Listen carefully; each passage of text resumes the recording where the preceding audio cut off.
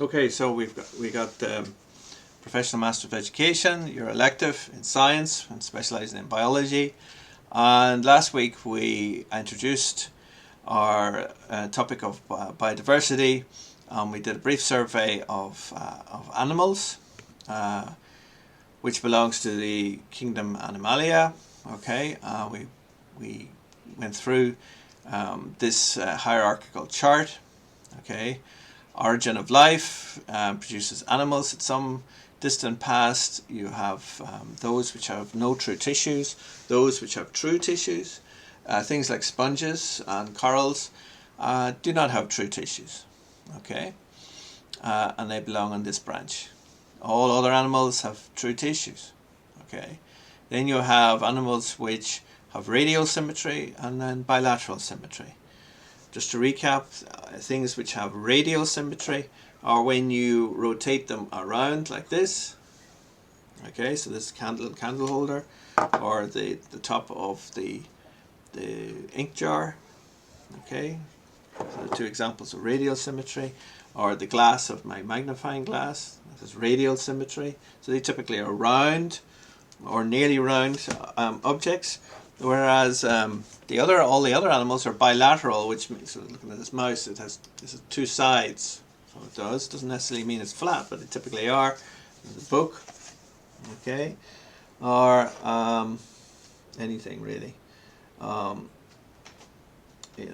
Most objects. A ruler have been a very good example of something with bilateral symmetry. Okay, so there's three objects each to illustrate the point.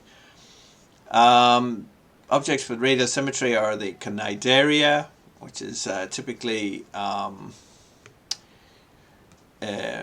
jellyfish, as you can see, and a range of other animals that are similar, and we typically call those the coelenterate. Bilateral symmetry are quickly divided into two groups based on embryo structure. In the forming of the embryo, in whether it's in an egg or elsewhere, there's a stage, a blastocyst forms, which is a hollow ball of cells, and in the protostomes you get differentiation at one part, and in deuterostomes you get differentiation in two sides of this blastocyst. And as well as that is that the openings that go to make the mouth and the anus are reversed. Okay, so we in the chordates are the opposite of, say, the mollusks. Okay, in this respect. Okay, very quickly on the protostome animals are divided into lophotrochozoans and the ecdysozoans, which I won't. You can look those up. In the lophotrochozoans, you've got flatworms, mollusks, and annelids. Flatworms, the mollusks, are all of the shell animals, like limpets and bivalves, that's mollusks, mussels, and snails, whether in the sea or the land.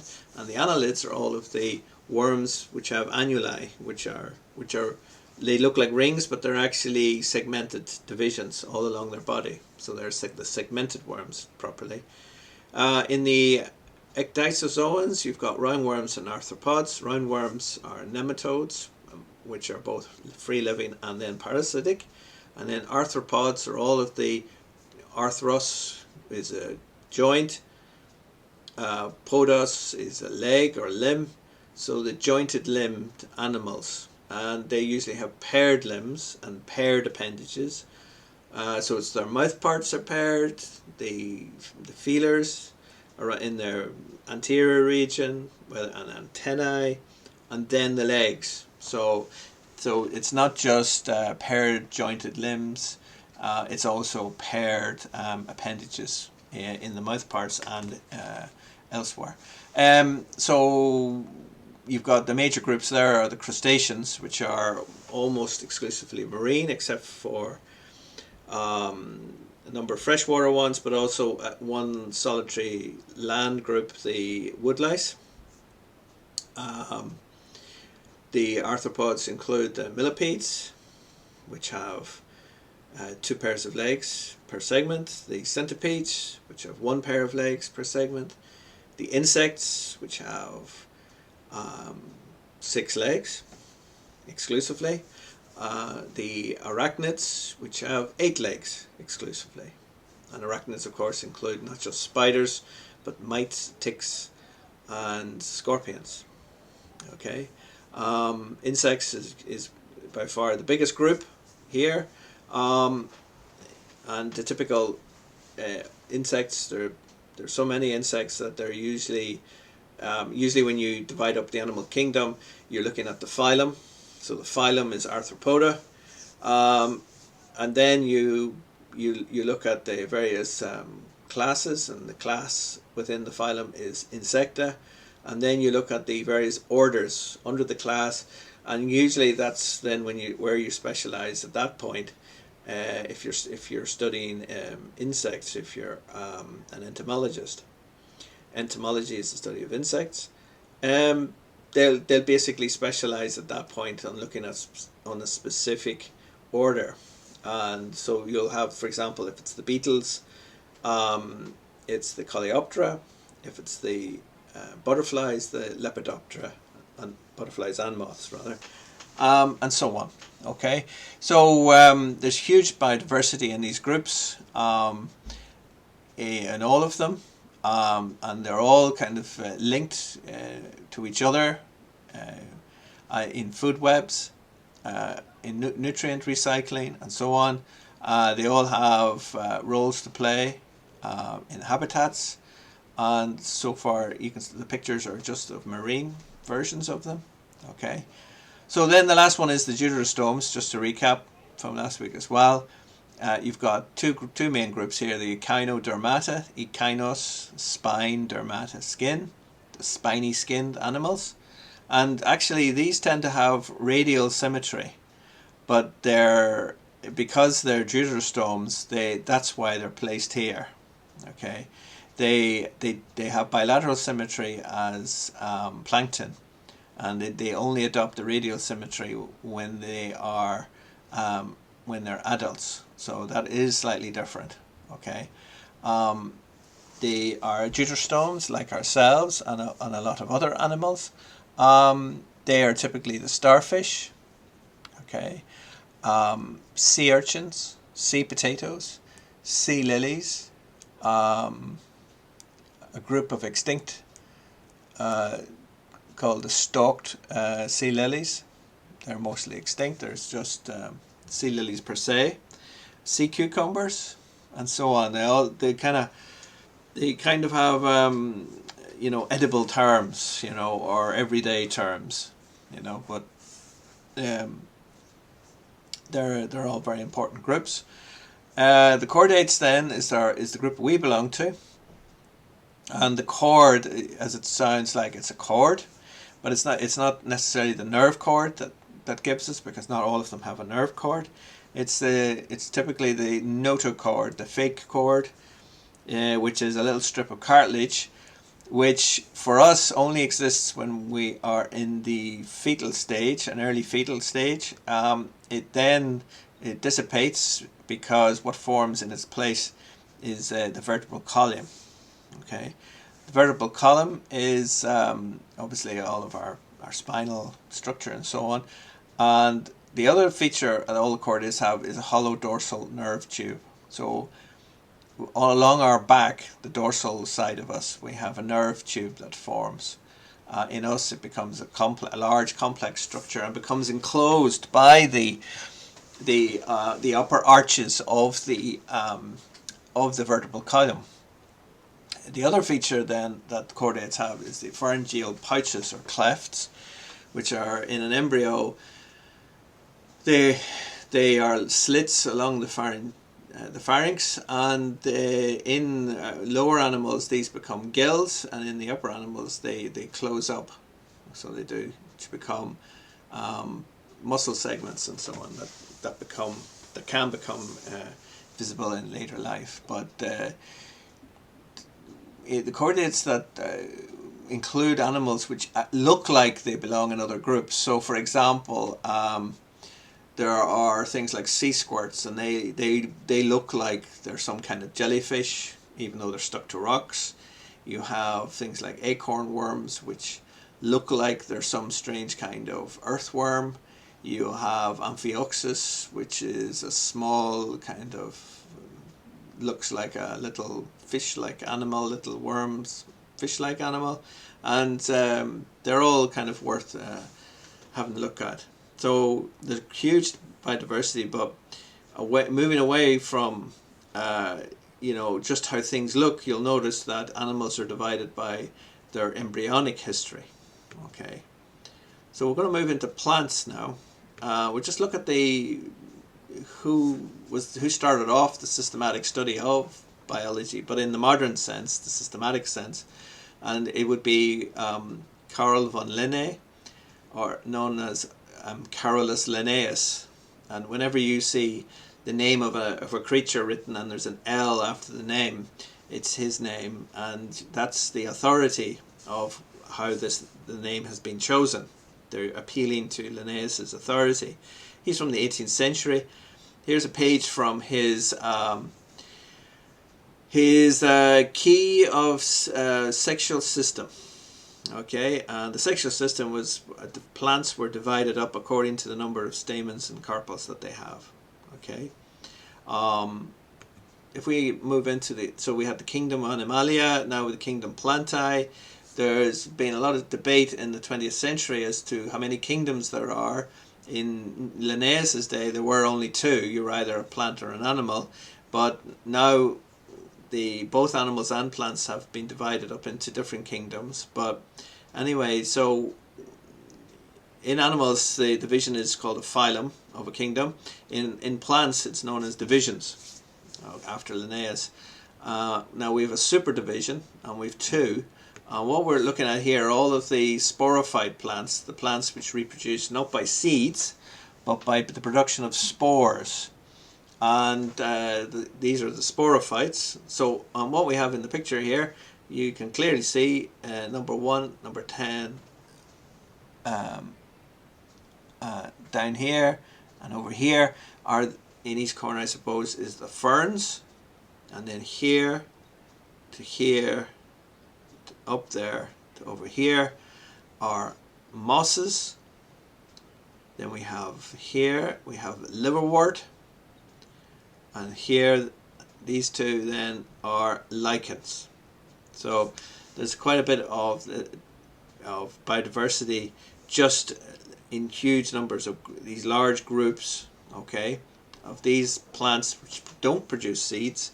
They don't have flowers, don't produce seeds, they reproduce with spores, and usually they have a thing called alternation of generations, where they go through what's called as a gametophyte, and then the gametophyte produces the sexual structures, and from that, when you get the fertilization of the egg cells, then these sporophytes grow, and the sporophytes then produce these sporangia, which are in the mosses, are typically on little stalks, or if they're on ferns, they're usually on the underside of the frond, and they release spores. Okay, now things are slightly different in the lichens, because it's a symbiotic collection of organisms rather than a single species, but they're treated as if they're plants. Okay, they're usually a mix of algae or cyanobacteria and fungus, so they're quite different from anything else. So lichens are quite special. Then, as opposed to the sporophytes, we have the spermatophytes, and it's a superdivision. And I've already mentioned that they can be divided into the monocots and the dicots. But before we get to that, you've got what are known as the gymnospermae. It should be, yeah, okay, the gymnospermae, which is the naked seeds. Okay, that means that they do form seeds, but the seeds are produced in cones. So they're typically all of your pine trees, fir trees, spruce, cedar, cypress trees, and so on. Okay, and all of these things produce male and female. We could call them flowers. They're not flowers in our sense. The male ones release pollen, but they have a different structure. They they find a way, wind pollinated, to the female cones, which are fertilized and then form seeds, and then the female cones are what develops into the dried cone structure that you see. That's typical. That's what you're looking at. When you pick a cone off the ground, it's the dried female cone. Okay. Once the male cones release the pollen, they fall off and they're no longer of use. Okay. So these are the gymnosperms or gymnosperms. Then the ones which have not naked seeds but enclosed seeds that are inside fruits typically, are angiosperms, and these are all of the plants that have flowers that you're most common with. Okay, and with three here illustrated, we have the elder tree and its flower. We have a stinging nettle. Okay, and its flowers forming, and then we have the cherry laurel, which is a common shrub in Ireland, though introduced from Persia, and its flower. Okay, so they produce flowers. Flowers have stamens and carpels. At the base of the carpel is the ovary. It's where the pollen eventually pollinates, fertilizes, and seeds form inside the ovary. And the ovary may dry out to make a dried fruit, like in a sycamore key, or it might form a fleshy fruit like elderberry flower, berries. Okay, so that's angiosperms. But angiosperms can be divided, as we've said, into monocots and dicots. And as I said, monocots typically have a regular, unusual arrangement of flowers, usually a repeated format. So that would be, for example, things like grasses, sedges and rushes. But we also have orchids, would be monocots, and all of the members of the onion family. So that would be tulips, daffodils, snowdrops, and all of the early spring bulbous plants that we like are all monocots. Okay, which is why you don't use monocots to teach about flower structure, typically with children, because they're not typical. They're of the whole of the plant world. Well, actually, I suppose nothing is typical of the whole plant world, but particularly the monocots. They're quite specific to each group of the monocots. Grasses, sedges, and rushes, of course, they're all similar to people who aren't familiar with them. They're very familiar if you're used to working in boggy areas, as I grew up. So we'd more likely have rushes than grass in fields, and sedges on roadside verges. And if somebody had drained their field, got the grant from the EU to drain their field and re-sowed it, they sowed it with grass. So you could see the transition in land use affecting or being affected by the type of plant that was growing there most commonly. So, but they're all monocots, and you learnt in school that monocots have parallel venation was one of their key diagnostic features. Okay, but also the fact that they don't have flowers. That you learned when you learned about flower structure, it was typically a dicot. They don't have flowers like that. They're just different. They're each in their own group. Okay. Typically, they don't have, for example, in the grasses and so on, they don't have petals, whereas they do in the orchids, and so they're quite different.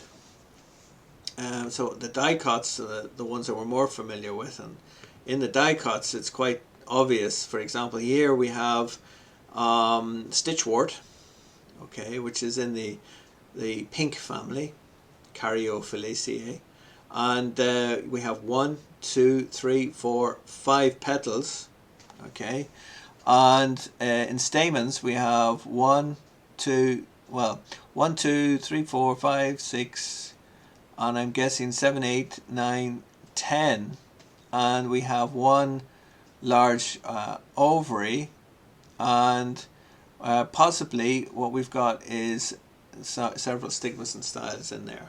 Okay, so you know, it's not exactly like the system you learned. Every plant family, this is the Caryophyllaceae, for example, has its structure. Okay, and but basically it has four, and they're called whorls, WHORLS, and the whorls are the whorls of organs, and it's always the sepals, and then the petals, and the stamens, and the carpels, okay, in the center. So, and it's always in that order, from the outside in, or from the lower to the upper. The order being the sepals, the petals, the stamens, the carpels. Okay, now the thing is that you don't get that exactly in the monocots. Very often the monocots, the petals and sepals can be fused together to make a thing called a tepal, T-E-P-A-L, and that's what you get, for example, in daffodils. Okay, which is why when you start looking for the four whorls in a daffodil, you get all kinds of confusion.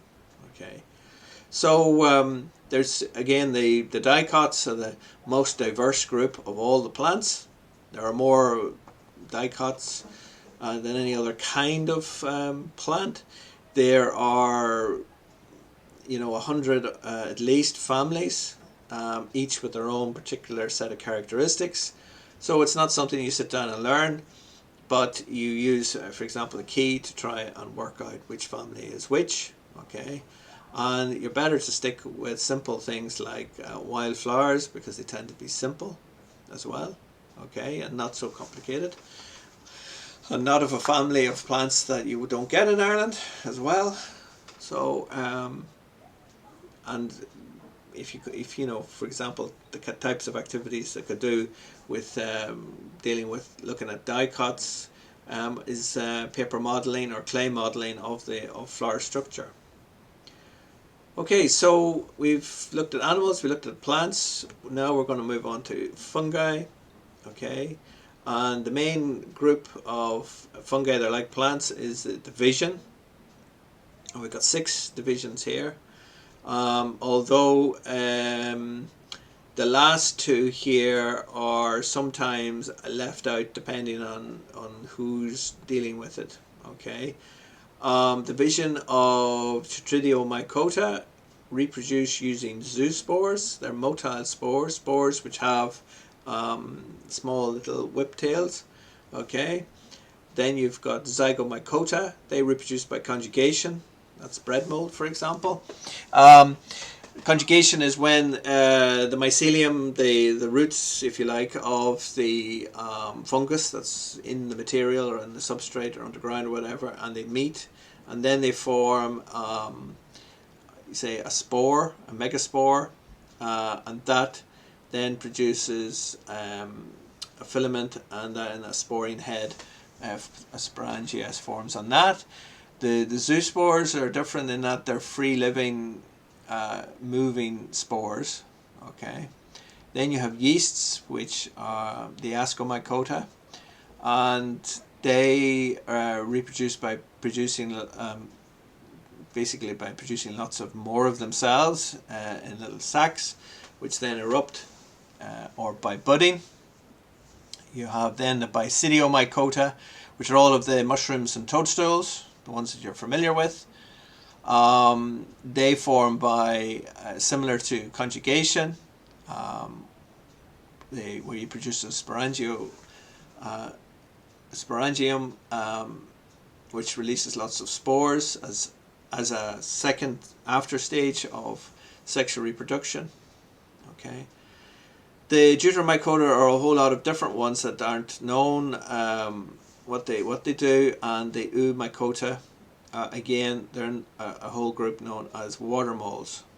Okay, so typically what you'll see now at this time of year, which is April, you will see the this kind of thing. This is it's called Alexander's smut. The plant is Alexander's. It's like a wild celery, and it's only found in the Leinster, Dublin region, and it was probably introduced in the Middle Ages as a food plant, and it comes from Eastern Mediterranean, and it's got the name Smyrna there, which is Smyrna. It was a city in Turkey, and obviously this disease came with it. Okay, and you can see it causes it's a fungus that's inside the leaves here and the stems, and it causes an eruption, and you'll see the little sporangia forming there on the underside of the leaf. On the upper side it looks like a series of bubbles that form, but it's because of its red or orange its orange or yellow appearance, is often called rusts, and that's fair enough. So that's a rust fungus. Then here's a very common grassland fungus that we have in Ireland, Croprinonopsis atramintaria. Okay, and this is an interesting one. It's sometimes known as lawyer's wig, or it's sometimes just called ink cap. And when it decays, it becomes a black slime, and in the black slime are the spores of the fungus. And if you pick one and you put it into a glass, it will turn into a black liquid. And in the olden days, this was used actually as ink. And so it was known as lawyer's wig because it looks like the wig of a barrister, because the outer edges curl up. Okay, but you know, the name ink cap then talks about how it turns into this black ink like substance. Alright, so we'll move on then to lichens. Lichens, of course, are symbiotic communities. A very important example of symbiosis, where two living things benefit from each other.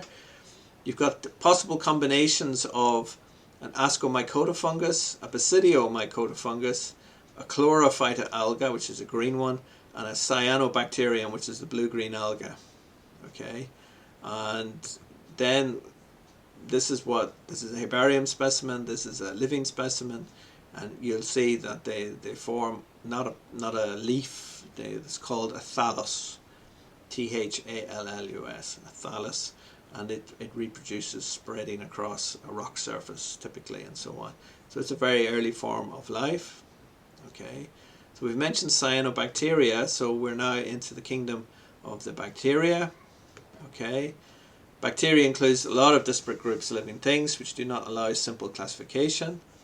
And I mentioned that the one method is by what's called gram stain. Some bacteria are gram positive, like Staph aureus and Streptococcus. Other bacteria are gram negative, like Salmonella, Shigella, and other bacteria. The genus bacteria that causes gonorrhea and bacterial meningitis, which is Meningococcus, is gram negative. So they either take the purple or the red part of the stain. Okay, and that's why we say they're either gram positive or gram negative. Okay, types of infections can often be caused by gram negative or gram positive infections, but are more likely to be caused by one type or the other. For example, pneumonia is caused by either, but may suffer from gram positive infections caused by Streptococcus bacteria. Urinary tract infections are often by gram negative. There are many other types that can be predominantly gram positive or negative, and the gram is named after Hans Christian Joachim Gram, 1853 to 1938, and he developed a method for distinguishing two classes of bacteria. You can read about that in your own time. So therefore, classification of the monera, or the bacteria, are the Gracilicutes, which are gram negative, and the Firmicutes, which are gram positive. Okay, the Gracilicutes includes things like the photobacteria, they're photosynthetic. The cyanobacteriales, which are the blue-green algae, and other ones. Okay, there are various others like Scotobacteria, non-photosynthetic, and other primitive bacteria, so-called. The Firmicutes, these are the bacilli and actinomycetales. Okay, then you've got the mollicutes, but they're gram variable, and they're really microplasmas. Okay, so strictly speaking, they're not actually bacteria. And then finally, you've got the on an uneven gram stain. Okay, mendocutes, and they're the methanogenic. They produce methane. They're now known as in the whole separate kingdom now called the archaea. So they're actually not even in bacteria anymore. Okay, so that's the last two are gram variable and the uneven gram stain. They can be excluded from bacteria, which makes it simpler. So we mentioned animals, plants, fungi, lichens, and then finally we've got viruses. And of course viruses are non-living. Structure of the virus. All viruses contain the following two components: a nucleic acid genome and a protein capsid that covers the genome. The nucleic acid, of course, can be either RNA or DNA, and the protein can have a variable structure. Together this is called a nucleocapsid. In addition, many animal viruses contain a lipid envelope, and the entire intact virus is called a virion. Each particle is a virion. The structure and composition of these components can vary very widely, and any particular virus can change the structure of its protein by a process of normal mutation. And that's what we have, for example, with the influenza virus, in that we've got type A, type B, and type C. We have the various kinds of influenza, and it's all to do with the different proteins that are on its surface. The dangerous ones are the H1N18 and N1N11. Okay, and in the upper picture you've got COVID-19 virus, which is a coronavirus, so called because under the electron microscope the particle looks like it has a crown, a corona, like the sun.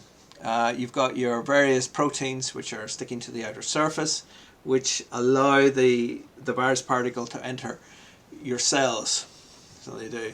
The proteins also should allow antibodies to attach, but because we haven't any vaccine, nor do we have any immunity, there's nothing. Our body doesn't recognize it until it has run the course of the disease, which for some people it proves fatal. So that's why it's so dangerous. Human population has no immunity to it. It appears to have originated in bats in Far East, in Asia, moved to various animals like the pangolin, which is it looks like a reptile, but it's a mammal, and then made the jump again to humans. So it's jumped doubly from two different species groups, but it's a mammalian virus. Okay, so it's that's still being played out. So we got a lot to work on there. Viruses are classified in a combination of all of these. You can have a look at that yourselves. But basically, they're classified according to the type of their nucleic acid. So DS here stands for double-stranded, and SS for single-stranded. DNA is deoxyribonucleic acid, and you've got in the first category in class 1, you've got double-stranded DNA viruses, which are the adenoviruses, the herpes viruses, and pox viruses. Pox virus causes chickenpox, herpes is cold sores.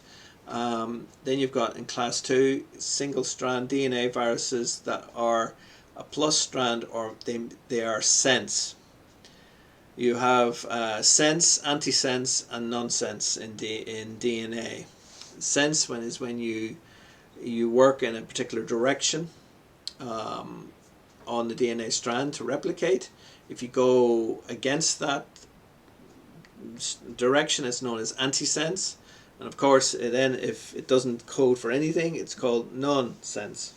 Okay, so this is sense DNA, and these are the parvoviruses, which are parvo means little. They're particularly tiny.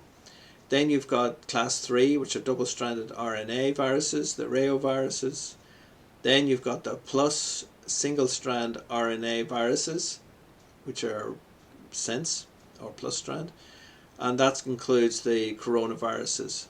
And of course, we are familiar with coronaviruses because coronavirus is responsible for about 20% of types of the common cold, and they're the common cold is not a single disease. It's not caused by a single virus, which is why it's so variable. There's a huge variety of viruses that cause things like the cold, and some of the colds that you've had before will have been by coronaviruses. It's because it's a family of them. Negative single strand or antisense RNA, that's the orthomyxovirus and the rhabdoviruses. Then you've got single strand RNA reverse transcriptases, which the RT stands for there. These are RNA with DNA intermediate in the life cycle. Okay.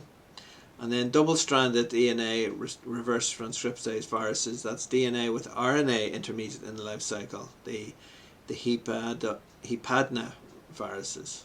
Okay, so there's a lot of different variety of viruses, and you can look up any one of those groups and you'll see the various diseases and so on that are caused by those. Okay. Viruses, of course, are not living. They don't reproduce, they replicate. They have no respiratory system. The replication is a function of the fact that they are made from biological material. They are made of the same material as we are, and they utilize the material because it's there. They do not have any locomotion, they do not have any sense or sensing, they do not have any tissue, organs or cells. They do not have any nervous system, they have no brain, they have no control of anything they do or you do. They are purely inert, but because of their simplicity and efficiency, they're known as super parasites.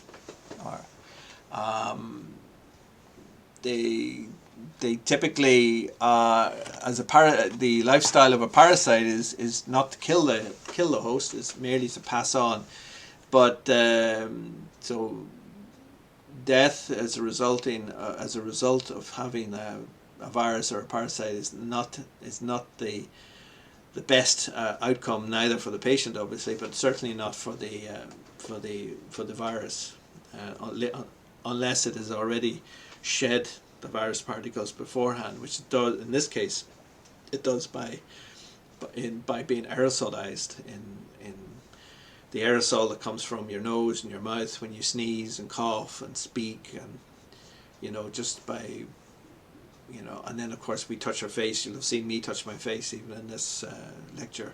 So when you do that, then you'll see that the viral particles then would be on your hands and back to your mouth again.